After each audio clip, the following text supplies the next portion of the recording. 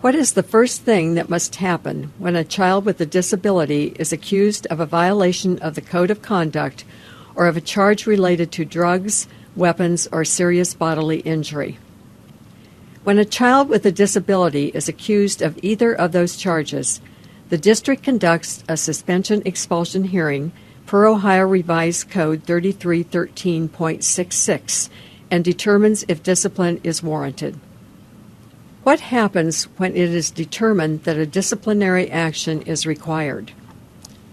On the date on which the decision is made to make a disciplinary removal that constitutes a change of placement for a child with a disability, the school district must notify the parents of the child of the decision and provide the parents with a copy of whose idea is this, the procedural safeguards notice. When a child is removed from school for disciplinary reasons, what is considered a change of placement? A change of placement because of disciplinary removals occurs if the removal is for more than 10 consecutive school days, or the child has been subjected to a series of removals that constitute a pattern. Because a series of removals total more than 10 school days in a school year, because the child's behavior is substantially similar to the child's behavior in previous incidents that resulted in the series of removals, and because of such additional factors as the length of each removal, the total amount of time the child has been removed, and the proximity of the removals to one another. The school district determines whether a pattern of removals constitutes a change of placement on a case-by-case basis. What happens if the district is suspending the child for less than 10 days for the current infraction, and all removals of the child, including the current suspension, do not total 10 cumulative days in the school year? Since there is no change of placement, the child may be disciplined as all children without disabilities are disciplined. There is no requirement to hold a manifestation determination, provide a functional behavioral assessment, or create or review a behavioral intervention plan. There is also no requirement to provide the child services while removed, unless the district provides services to all children who are removed for disciplinary reasons. The IEP team may choose to complete a functional behavioral assessment and a behavioral intervention plan to address the problematic behavior, but there's no requirement to do so. What happens if the district is suspending the child for less than 10 days for the current infraction, and all removals of the child, including the current suspension, totaled more than 10 cumulative days of removal for the school year? The district must determine if there is a change of placement. To determine if a change of placement is occurring, the district must determine if all of the removal taken together constitutes a pattern. A pattern occurs if the series of removals total more than 10 school days in a school year, the child's behavior is substantially similar to the child's behavior in previous incidents that resulted in the series of removals, and there are additional factors such as the length of each removal, the total amount of time the child has been removed, and the proximity of the removals to one another. A child with a disability may be suspended for more than 10 cumulative days without changing placement if the removals do not constitute a pattern. However, the district must provide the child access to the general education curriculum, and the child must make progress on his or her goals and objectives during any removal beyond 10 cumulative days, even if the current removal is not a change of placement. School personnel must consult with one of the child's teachers to determine the extent to which services are needed to ensure that the child receives FAPE. Services must be provided to the child with a disability beginning on the 11th day of removal in the school year. What is a functional behavioral assessment? The functional behavioral assessment is a data-driven collaborative process that is used to describe the function or purpose served by a child's behavior.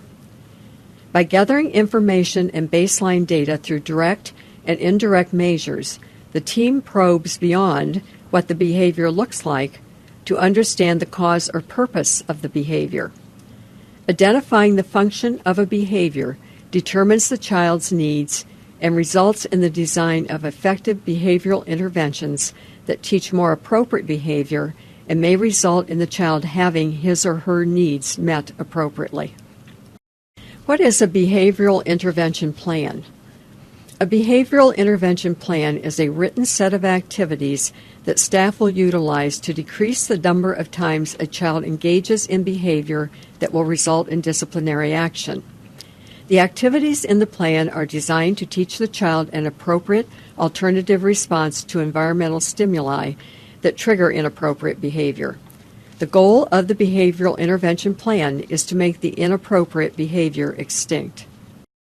What if the child has been removed from school for more than 10 consecutive or cumulative school days, and these removals constitute a pattern? This is considered a change of placement, and the school district must conduct a manifestation determination within 10 school days of the notification to parents of the district's intent to suspend or expel the child. Who and what is involved in making the manifestation determination? The school district, the parents, and relevant members of the child's IEP team, as determined by the parents and the school district, must meet and review all relevant information in the child's file, including the child's IEP, any teacher observations, and any relevant information provided by the parents to determine if the behavior in question was caused by or had a direct and substantial relationship to the child's disability, or the direct result of the school district's failure to implement the IEP. If it is determined that either of the above conditions was met, the behavior must be determined to be a manifestation of the child's disability. How may the child be disciplined if it is determined that a child's behavior is not a manifestation of the child's disability? For a code of conduct violation or an incident dealing with drugs, weapons, or serious bodily injury, the district may suspend or expel a child with a disability in the same manner and for the same period as any other child. The school district must provide FAPE in the setting determined by the IEP team, including the parents, for the period of the removal and provide the parents with a prior written notice, PRO1 form, and a copy of whose idea is this. The school district may choose to review the child's behavioral intervention plan and make changes as necessary, or if the child does not have a behavioral intervention plan, the district may choose to complete a functional behavioral assessment and/or complete a behavioral intervention plan. However, it is not required. If it is determined that the child's behavior is a manifestation of the child's disability, but did not involve drugs, weapons, or serious bodily injury, and the child violated the school's code of conduct, how may a child be disciplined? The school district may not suspend or expel the child for more than 10 consecutive days or for any period of time that would constitute a change of placement. The IEP team, including the parents, must review the behavioral intervention plan if one has already been created for any necessary changes or begin the functional behavioral assessment process. The review of the behavioral intervention plan or beginning to conduct the functional behavioral assessment must be done within 10 school days of the manifestation determination. The IEP team, including the parents, may convene to determine if a change of placement is appropriate. Parental consent must be obtained to change the child's placement and for a functional behavioral assessment to be conducted. The district must provide the parents with a prior written notice, PRO1 form, and a copy of whose idea is this. The child must return to his or her current placement the day after the manifestation determination meeting. What happens if it is determined that the behavior was a result of the district's failure to implement the IEP?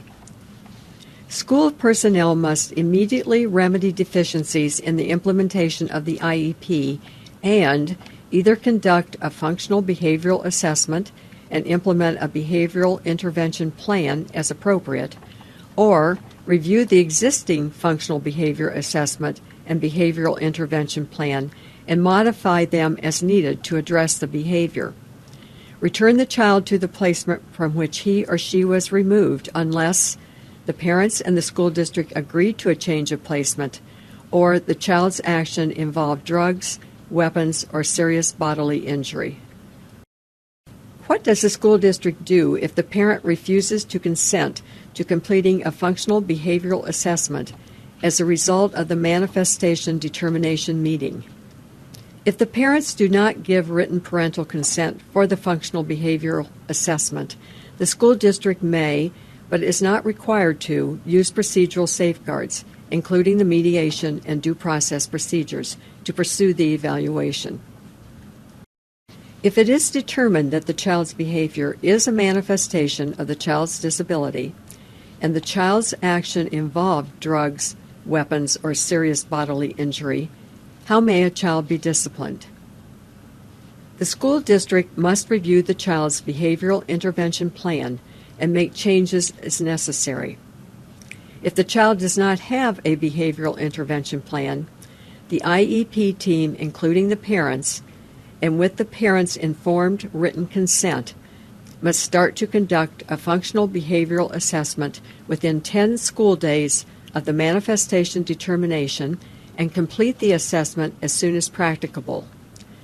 The functional behavioral assessment must be started within 10 school days, even if the child has been removed to an interim alternative educational setting. Once the functional behavioral assessment is completed, the IEP team, including the parents, must meet to develop a behavioral intervention plan as soon as possible. If it is determined that a change of placement is necessary, the child may remain in an interim alternative educational setting that has been determined by the IEP team for up to 45 school days. While the child is in an interim alternative educational setting, the school district must provide services to the child that enable the child to continue to participate in the general education curriculum and to progress toward meeting the goals set out in the child's IEP. What happens if the parents of the child with a disability disagree with the placement decision made by the IEP team, or with the manifestation determination, or the school district believes that maintaining the current placement of a child is substantially likely to result in injury to the child or others? If the parents of a child with a disability disagree with the placement decision made by the IEP team or the manifestation determination, the parents may request an expedited due process hearing to challenge these decisions. If the school district believes that maintaining the child in his or her current placement is likely to result in injury to the child or to others, the district may request an expedited due process hearing. If children are not yet eligible for special education and related services, do the IDEA protections for disciplinary purposes apply? Yes. A child can assert IDEA's protections if the school district had knowledge that a child is a child with a disability before the behavior that precipitated the disciplinary action occurred. What are the criteria to determine if the school district had knowledge that a child is a child with a disability? The school district is determined to have knowledge if the parents of the child express their concerns in writing to supervisory or administrative personnel or a teacher of the child that the child is in need of special education and related services. The parents of the child requested an evaluation of the child, or the teacher of the child or other district personnel expressed specific concerns about a pattern of behavior demonstrated by the child directly to the director of special education or to other district supervisory personnel. Why does Ohio have both an optional form and a required form for the manifestation determination?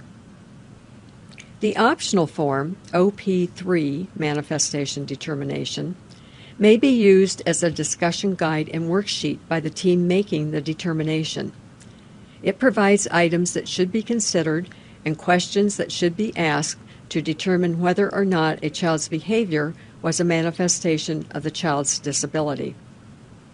The required form, PRO3, Manifestation Determination Review, must be completed whether or not the optional form was used. Both of these forms are posted at www.edresourcesohio.org and included in this module.